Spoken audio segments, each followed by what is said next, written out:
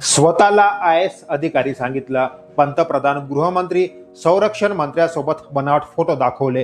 रोज 7,000 रुपये भाड्याचं 5 स्टार हॉटेलमध्ये राहायची आणि फोनमध्ये 11 पाकिस्तानी नंबर. ही आहे छत्रपती संभाजीनगरची कल्पना त्रिबकराव भागवत, जिची कहाणी ऐकून तुम्हालाही विश्वास बसणार नाही. तपासात उघड झालं की ती फेक IAS ऑफिसर म्हणून हॉटेलमध्ये थांबली होती, तेही स्वतःच्या आईसोबत. या संदर्भात पोलिसांना गुप्त माहिती मिळाली. नुकतेच 23 नोव्हेंबरला 5 स्टार हॉटेलमधून रात्री 11 वाजता अटक करण्यात आली. अटकेनंतर अनेक धक्कादायक गोष्टी समोर आल्या. पण ही कल्पना भागवत आहे तरी कोण? ती हॉटेलमध्ये काय करत होती? बनावट IAS ऑफिसर बनून हिला काय करायचे होते? तिच्याकडे पाकिस्तानी नंबर आले कुठून? याविषयी सविस्तर जाणून घेऊ.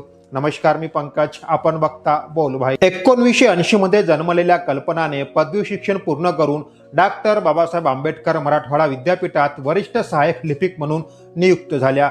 सगळं व्यवस्थित सुरू असताना अचानकपणे UPSC मध्ये पास झाल्याचे सांगून विद्यापीठात राजीनामा सादर केला व स्वतःच्या आईसोबत बाहेर राहू लागल्या.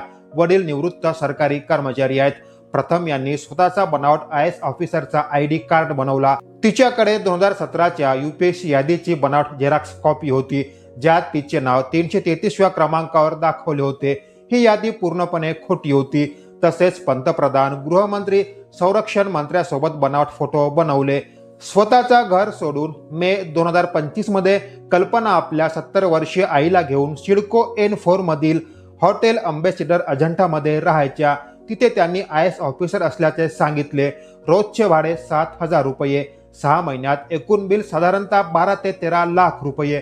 तरी त्या तिथे आईसोबत राहत होते.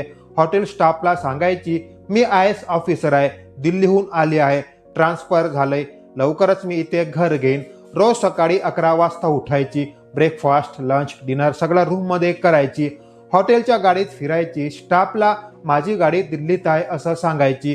काही लोकांकडून मी IAS आहे, ट्रान्सफर करून देईन म्हणून पैसे घेतले. काहींना विदेशी विजा काढून देईन असं आमिष दाखवलं.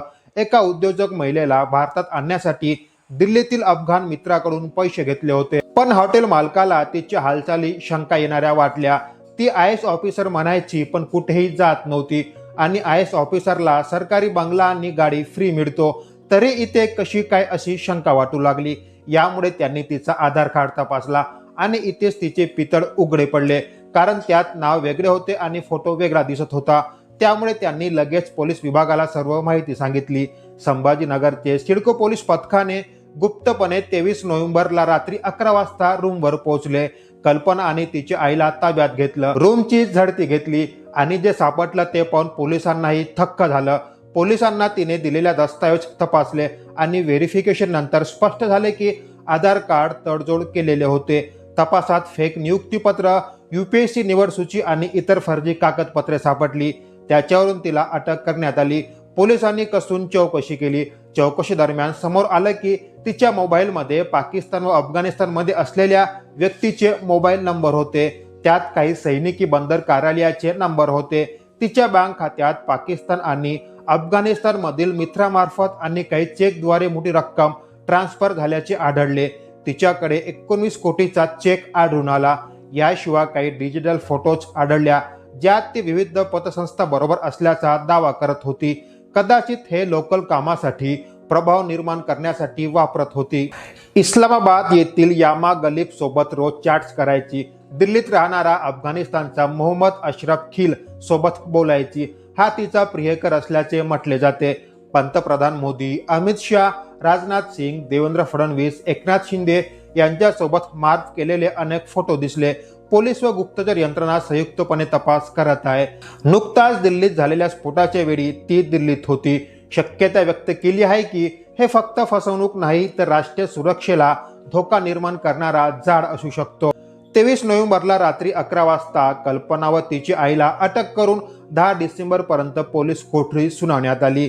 29 नोव्हेंबरला कल्पनाचे मित्र, अफगाण साथीदार मोहम्मद अशरफ खिल आणि आणखी एकाला अटक करण्यात आली. पोलिसांचा अंदाज आहे की हा केवळ पैशाचा फ्रॉड नसून कदाचित मोठं परदेशी नेटवर्क आहे. पण तिच्याकडे अनेक पाकिस्तानी व अफगाणिस्तान लोकांचे नंबर असल्याने अनेक प्रश्न निर्माण होत आहेत.